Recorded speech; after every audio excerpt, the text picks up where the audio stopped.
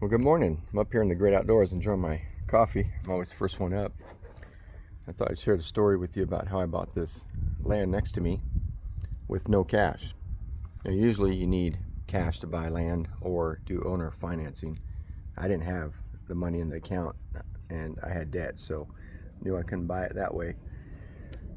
So before I get started, we are up in Alta Sierra in Southern California, not Northern. This is the Sequoia National Forest.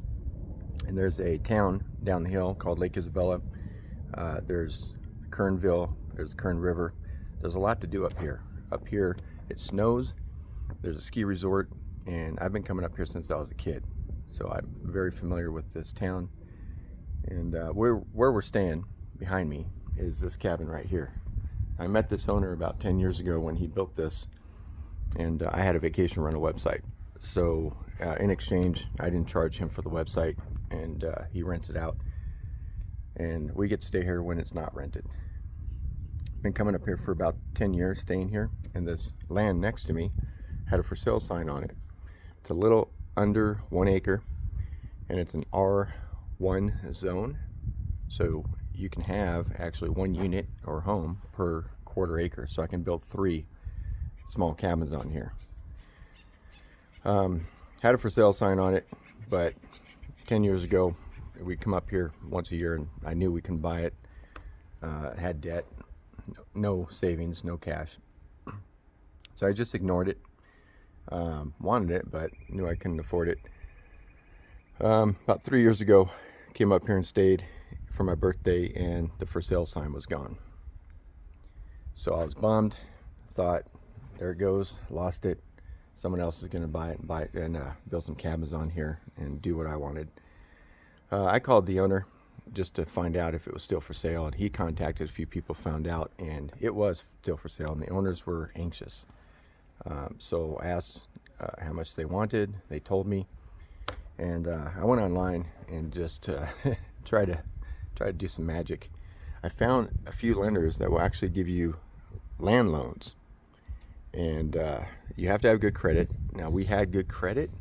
We just had a lot of debt and no cash, but we did have good credit. So thought, what the hell, I'll go ahead and apply for it and see what happens. Well, 3 days later, I had the cash in my account.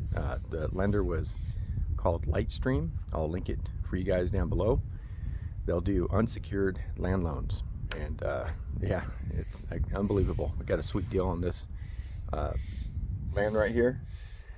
So I owned it in less than a week. I closed on it, and then I mean, it just made my birthday. So happy. Now I own a piece of this forest, and my vision was to build an off-grid cabin, live off-grid someday. But this one's going to be a vacation rental because we come up here a lot with our children, and then they bring their friends, and then when they have children, we'll just keep it in the family, and it'll be a residual income, and then a place where we can always stay. One good thing about this property is that it backs right against the national forest, and what's good about that is you know, the ordinances here in California, you cannot camp on your property at all without a permit, and you have to have, in order to get a permit, you have to be building.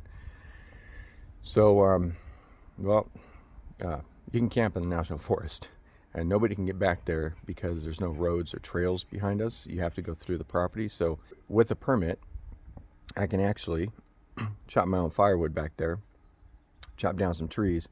And so I want to build my own log cabin someday. Well, why not start with a 10 by 12 log shed? So I don't need a permit for that, and I have access to trees back there, so I can do my own logging. And if I needed to camp, I can camp in the national forest, which is very close to my property. And yeah, so that's what I started doing to start making my dream come true. So if you're looking for land, make sure it backs up to the national forest if you're interested in the same thing. So you just have that benefit. You can go back there, you can camp in the national forest, get a permit, and you can get your own firewood, which you can take the whole log if you need to, and start building something. Build a log shed instead to get experience, and it's going to look like a cabin. It's going to be a 2-story with the loft, and yeah, I'm doing it all by hand. And then as I'm doing that, I need to start planning over here my first cabin. So I need to start doing the foundation, I want a basement and a garage, and then that'll be on top of it. So I want to go with Meadowlark Log Cabins. You find them on YouTube. I'll put a link to it. And 3 years ago, when I was looking into it, the cabins were about $50,000 for the kit. Really good deal. They went up since then, of course, but I'm hoping they go back down. I did not buy one then, but as soon as this is paid off in about 6 months, that's where I'm going to start building the first cabin. And then after that's done, it'll pay for itself, and then I'll start building the second one right here, and then finally the third one. And then hopefully by the time I retire in 5 years, it'll all be paid off, and it'll be a residual income in a place where we can go. If we wanted to, we could retire here, but we're going to be looking all around northwest just to see if there's another place. I want 20 acres, live off grid, nobody around, and yeah, enjoy it. Love the outdoors. So I'm gonna go ahead and enjoy my coffee. That's how I bought this land right here with no cash in my account.